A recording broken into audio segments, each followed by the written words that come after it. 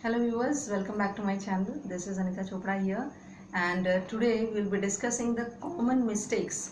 ऐसी मिस्टेक्स के बारे में बात करेंगे जो यूजुअली बच्चे अननोइंगली या नोइंगली कर जाते हैं जब वो एग्ज़ाम देते हैं, राइट।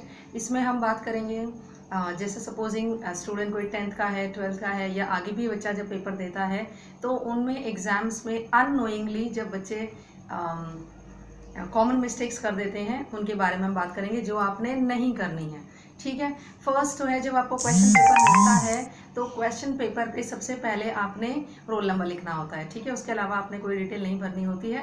जो आंसर शीट है उसी में आपने अपनी डिटेल लिखनी है। ठीक है, आपका जो प्रेजेंटेशन पार्ट है that should be very good. Writing आपकी बहुत अच्छी होनी चाहिए, it should be very presentable. आपको फर्स्ट क्या ध्यान रखना है, you have to make the work of a teacher easy. ठीक है, आपको ये अच्छी तरह पता है कि आपका जो पेपर है वो और कोई नहीं, सीधी सी बात है, कोई टीचर ही चेक करेगा, कोई रोबोट तो चेक करेगा नहीं, राइट। तो आपने कैसा पेपर लिखना है, so that the teacher does not have the problem in checking your paper. ठीक है, अच्छा, अब इसमें कॉमनली बच्चे क्या करते हैं, यूजुअली जैसे ही उनको आंसर शीट मिलती है students are in so much hurry कि वो क्वेश्चन पेपर में सेक्शन भी नहीं लिखते हैं, ना इवन जो क्वेश्चन पेपर में जो सेक्शंस है, सपोजिंग 3 सेक्शंस है, 4 सेक्शंस है, ऊपर वो सेक्शन भी नहीं डालते या सेट भी नहीं लिखते हैं, जो कि इनडायरेक्टली एक रॉन्ग इंप्रेशन देता है कि बच्चा लिख तो रहा है लेकिन जो उसने बेसिक जो है अपने सेट नंबर नहीं डालना या ऊपर कौन सा सेक्शन लिख रहे हैं। जैसे सपोजिंग आप सेक्शन सी से स्टार्ट करते हो तो आपने ऊपर स्टार्टिंग में यहाँ पर हेडिंग नहीं डाली कि सेक्शन सी से आप स्टार्ट कर रहे हो, ठीक है, और आपने इमीडिएटली क्वेश्चन नंबर 30 लिखना शुरू कर दिया। अब यूजुअली बच्चे क्या करते हैं, यहाँ पर आपके ये आंसर शीट हो गई, ये आपकी मार्जिन हो गई, ठीक है, और यहाँ पर आप लिखते हो क्वेश्चन नंबर 1, क्वेश्चन नंबर 2। एक बात मुझे ये बताओ बेटा, जब आप यहाँ पर क्वेश्चन नंबर 1 लिख रहे हो, क्वेश्चन नंबर 2 लिख रहे हो, यस, तो मीन्स आपको आंसर शीट जो दी हुई है वो क्वेश्चन लिखने के लिए दी है या आंसर्स लिखने के लिए दी है। यस, आपको वो शीट जो है वो आंसर्स लिखने के लिए दी है। क्वेश्चन तो ऑलरेडी क्वेश्चन पेपर में है ही, तो आपने इंस्टेड ऑफ राइटिंग क्वेश्चन आप क्या लिखोगे, वहां पर आप लिखोगे answer number 1, answer number 2, okay, answer number 3, ऐसे आप लिखोगे। ठीक है, ऐसे लिखना है आपने, क्योंकि आप वहां पर आंसर्स लिख रहे हो, क्वेश्चंस तो ऑलरेडी आपके हाथ में है। ठीक है, फिर नेक्स्ट पॉइंट ये है, आपका जो स्टेशनरी बॉक्स है वो कंप्लीट होना चाहिए। अब आप बोलोगे मैम हम तो बहुत बड़े हो गए, क्यों स्टेशनरी बॉक्स यूज करेंगे। यस, स्टेशनरी बॉक्स यूज कर आपका कंप्लीट होना बहुत जरूरी है, क्योंकि अगर आप anything if you are in need of, supposing आपने कोई डायग्राम बनाना है, आपको कुछ पेंसिल का वर्क हो गया, राइट, आपको कुछ इरेज करना है, तो आप simultaneously when you are asking to some other child, आप किसी और बच्चे से आप जब बोरो करते हो तो at the same time you are not only wasting your own time, you are also disturbing the other student in the class and which is not allowed also। ठीक है, अगर आप उसको पेन या फिर आप रूलर वगैरह कुछ बोरो भी करते हो तो आप दूसरे बच्चे का ध्यान भी, कंसंट्रेशन भी खराब करते हो। कई बार बच्चे ये वो लिख रहे होते हैं और उनको अगर डिस्टर्ब कर दिया जाए तो वो भूल जाते हैं, तो ये हैबिट भी अच्छी नहीं है, जो स्टूडेंट्स में नहीं होनी चाहिए, बट वो ऐसा करते हैं जो नहीं करना चाहिए। ठीक है, नेक्स्ट पॉइंट ये है, कभी भी बच्चे जब पेपर देने जाते हैं ना तो वो न्यू और महंगा वाला पेन खरीद के लेकर आते हैं। No, tomorrow I am having the paper so I will be purchasing new pen. अच्छी बात है, न्यू पेन परचेज करो, लेकिन वही पेन परचेज करिए जिससे आपने साल भर आपके हैंड को हैबिट है। यस, कोई भी टेस्टिंग मत करो कि you are not use to, आपको हैंड को उसे पेन की आदत ही नहीं है, तो कैसे आप गारंटी ले सकते हो कि 3 घंटे में जो न्यू पेन है उससे आप अच्छी राइटिंग दोगे, प्लस आपकी स्पीड भी बन जाएगी। Yes, you are risking your 3 years। Yes, so it is requested to all the students, जब भी आप पेपर दें यूज ओनली दैट पेन जिस पेन की आपके हैंड को आदत है, ठीक है, जिससे आपने साल भर लिखा है, ओके, वो वाला ही पेन यूज़ करो। 3 रुपीज़ का आता है या 5 रुपीज़ या 10 रुपीज़, जो भी पेन आप यूज़ करते हैं, पेन का चाहे महंगा हो चाहे सस्ता, लिखने के ही काम आएगा, राइट। तो आप वो पेन यूज़ करिए जिसके हैंड की आपको हैबिट है, जिससे आपने पूरे साल भर काम किया है, अच्छी हैंड राइटिंग आती है और अच्छी स्पीड है। न्यू पेन ट्राई करने की बिल्कुल भी मत सोचिए एग्जामिनेशन में, ठीक है, क्योंकि आप न्यू पेन की हैबिट 3 घंटे में डेवलप नहीं कर सकते। ओके, नेक्स्ट पॉइंट होता है जब बच्चे आंसर्स लिखते हैं तो आंसर्स के बाद कई बार क्या होता है, यहाँ पर मार्जिन में यहाँ पर लिख दिया आंसर नंबर 3। अब मान लीजिए इस आंसर में मेन सब पॉइंट जो है 5 है, ठीक है, तो आप यहाँ पे लिखना शुरू करते हो मार्जिन के इधर, जो आपने नहीं लिखना है मार्जिन के यहाँ पे साइड पे आपने सिर्फ आंसर नंबर 3 लिखना है। ठीक है, बाकी आंसर आप मार्जिन के इस साइड में लिखोगे।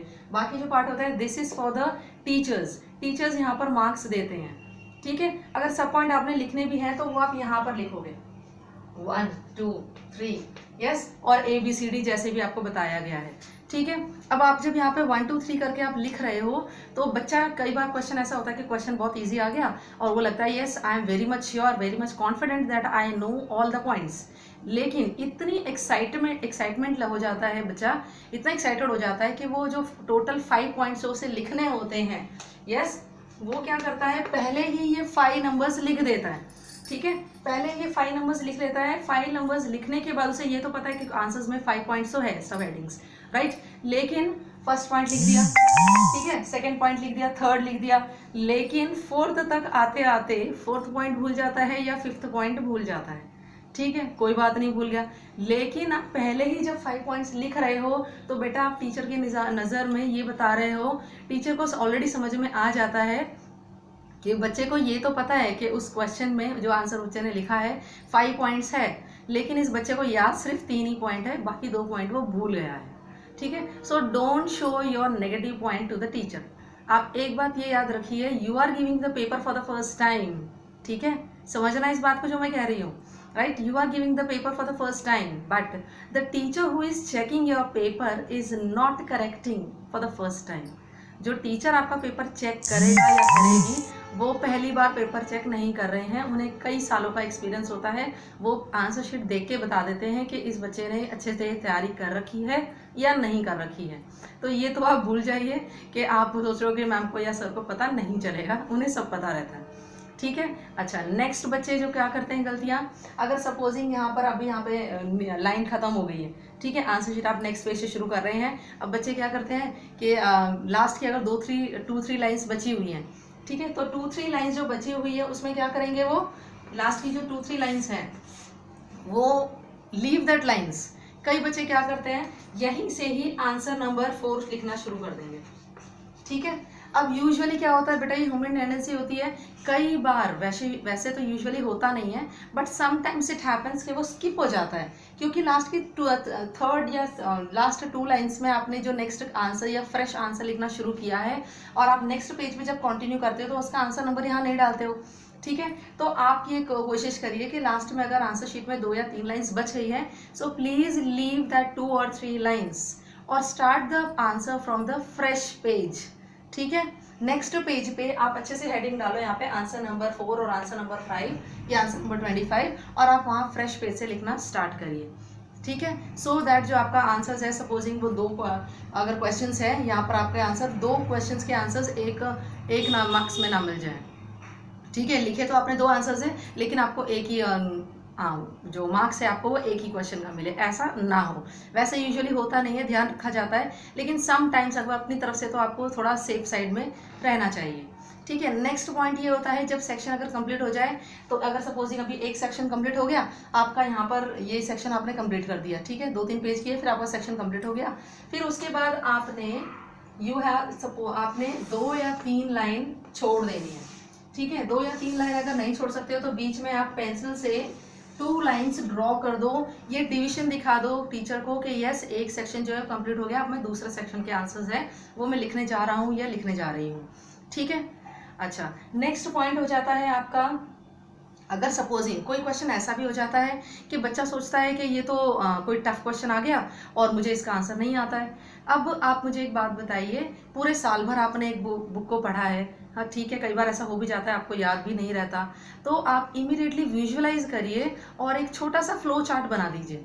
ठीक है, सपोजिंग आपको वो आंसर बिल्कुल भी नहीं आता लेकिन वो 4 या 5 मार्क्स का है, तो आप सिंपली छोटा सा एक फ्लो चार्ट बना दो जिसमें आपने बीच में मेन पॉइंट डाला और यहाँ पर उसके फैक्टर्स या फिर फीचर्स, मेरिट, डीमेरिट्स वो आपने बता दिए।